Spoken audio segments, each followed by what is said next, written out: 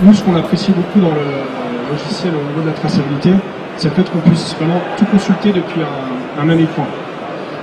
Donc à partir d'un produit fini, on peut aller voir des contrôles qualité qui ont été validés à différentes étapes de fabrication, c'est-à-dire est-ce que la machine a bien été nettoyée au niveau du conditionnement.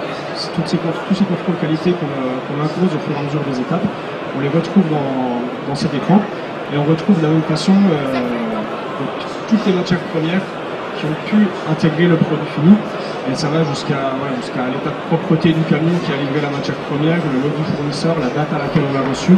On retrouve tout vraiment en quelques clics.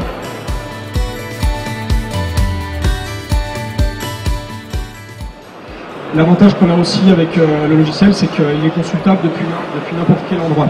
C'est-à-dire qu'avec une liaison internet, quand on est en visite chez des clients, ou quand on est au niveau de notre siège social, justement avec des clients et des audits, on peut leur montrer en temps réel et en direct un point de traçabilité du produit qui les concerne.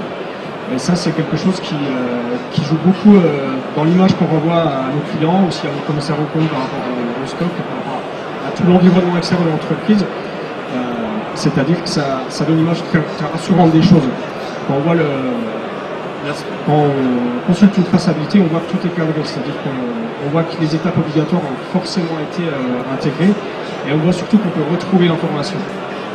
Donc à partir du moment où il y a le moindre lot qui est incriminé pour un défaut, que ce soit un produit fini ou une matière première, donc avec la traçabilité en amont et en aval, on saura retrouver vraiment tous les produits finis qui ont été concernés et gérer le problème s'il y a un problème.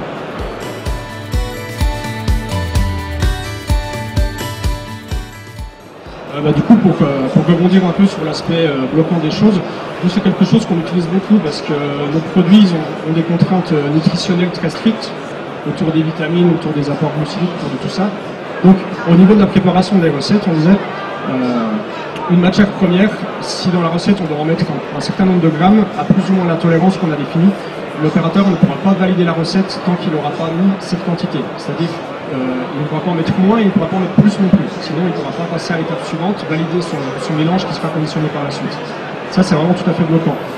Autre type de blocage, il y a aussi le respect du FIFO. C'est-à-dire qu'à chaque production, en fonction du stock de matière disponible qu'on a, l'opérateur n'a pas le droit d'aller piocher dans un autre lot que celui qu'il est supposé utiliser.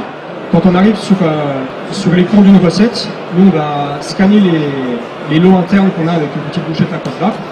Donc c'est à ce moment-là déjà où on va accepter le lot ou ne pas l'accepter. C'est-à-dire que c'est là où on va d'abord respecter la DLUO, c'est-à-dire qu'on ne peut pas venir chercher un lot périmé, et on va devoir respecter le FIFO dans le sens où, comme je vous le disais, on va être obligé d'aller chercher le lot le plus ancien en stock.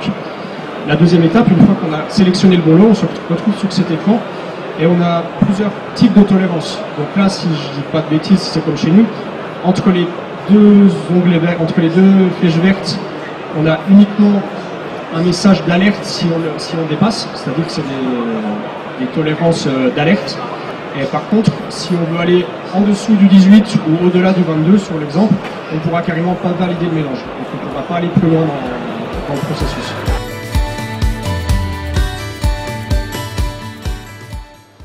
Donc chez nous, on utilise les balances justement, c'est-à-dire qu'une fois qu'on a validé, qu'on a atteint le poids, on appuie sur la touche imprimée de la balance, quel que soit le modèle de la balance, et ça communique l'information au logiciel. Nous, on a essayé vraiment de lier le plus de choses possible au logiciel, y compris l'édition des étiquettes de l'eau, tout ce qui va autour du produit. Ça nous rassure aussi dans le sens où on ne peut plus se tromper. À partir du moment où on ne s'est pas trompé dans l'étape initiale de lancement de l'OF ou saisie de la commande, on est verrouillé dans le circuit et on ne peut plus se tromper. On a toujours la même DLO, on a toujours le même lot. Et ce qu'on retrouve dans la traçage, c'est ce qu'on retrouve dans nos documents qu'on imprime à partir du logiciel.